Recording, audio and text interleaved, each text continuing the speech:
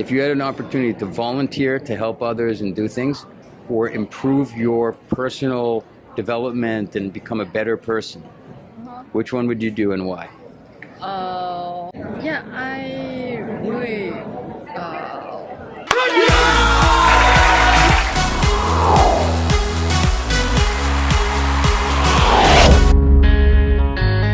Saul's a business major, so we asked him to take out his 10 key. Want to pull up a chair, be on the show? What's up, tribe? Oh, come on, you can do better than that. What's up, tribe? Great job. You did great. Thank you. No, thank you.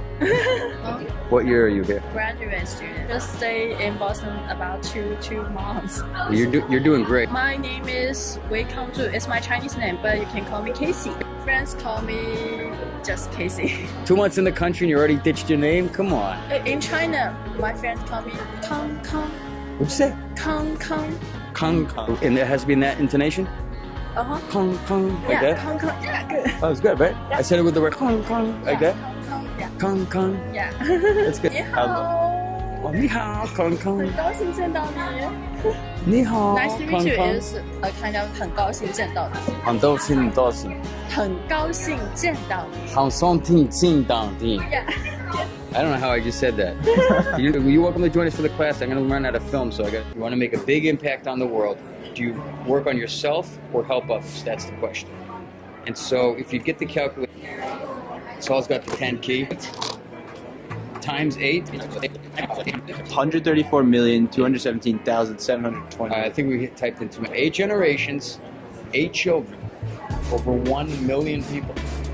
Meaning if all of those kids have 8 kids, 1 million people. Now, you could take your time and go out there and volunteer for different things, but in my personal opinion, if you're playing the long game, it's better to work on yourself. Figure out yourself.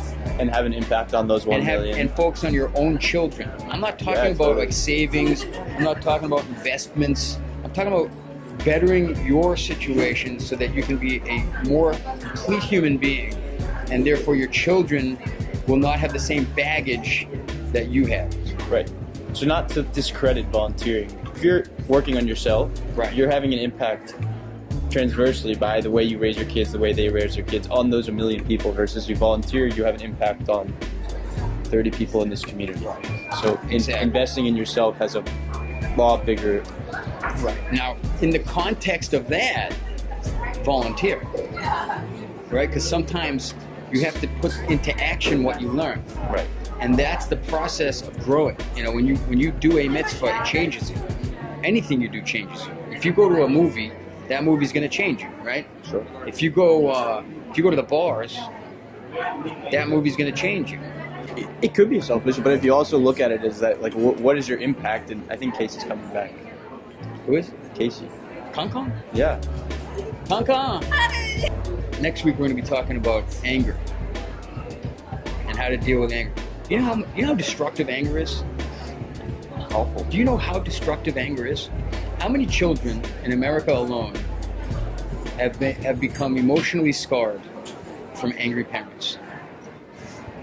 Think about that. I mean, that is a statistic you will not find on milk cartons. No. You will not find that on the back of your Wheaties. Yeah, you won't find that on the most wanted.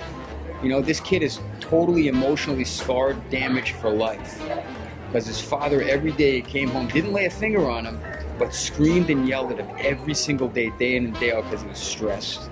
You don't see that on milk cartons. Right. I'm not saying the guy should be locked up. Someone should give him help. On him Yeah, you can't do that. That's a multi-generational damage. Right. So when a person, says like, oh, I'm gonna go feed people at a soup kitchen, I'm not saying you shouldn't do that. People need food. Right. But the impact a person must have in the world, you got to think multi-generational as well. Right. The things I really enjoy about Judaism is that there is a culture of you ask questions and you don't accept at face value. In American Judaism, especially, I feel like there's not much of an emphasis placed on the learning, like the continue. It's like you get your bar mitzvah and that's your Jewish experience, and then you're sort of Jewish for the rest of your life. If I hadn't gone out and experienced other things, I wouldn't have known that. Like, it's like sort of alternative reality. But that's with everything, isn't it? When Ari Fulder's murdered, it sort of woke me up on many levels, but I really felt a loss, as if someone in my community had passed away. And And it sort of introduced me to this idea that, you know, the digital community, your Facebook friends and your what, even if you're not friends with the person or you are friends with the person, but it appears in your newsfeed, you build a relationship with them. We have people across I was at a bris once. I'm at this bris. Hello. You're the one who did the video about the latte? Oh, wow. So, you know, Small world. we're not even Facebook friends, No, but we're it's not. incredible how far social media can connect Absolutely. people. So it's a pleasure to meet you in person. And you as well. And watch out, you might be on the vlog soon. Uh-oh. We felt a Right, connection yeah. immediately, you know? And, you know, I don't know if you've ever had that experience. Absolutely. You know, you meet a celebrity or something. So it's interesting that you actually have a community online, even though it's No, definitely. sometimes one way and it's only in the comments. But No, there's a lot of negatives to social media, but that's definitely one of the positives.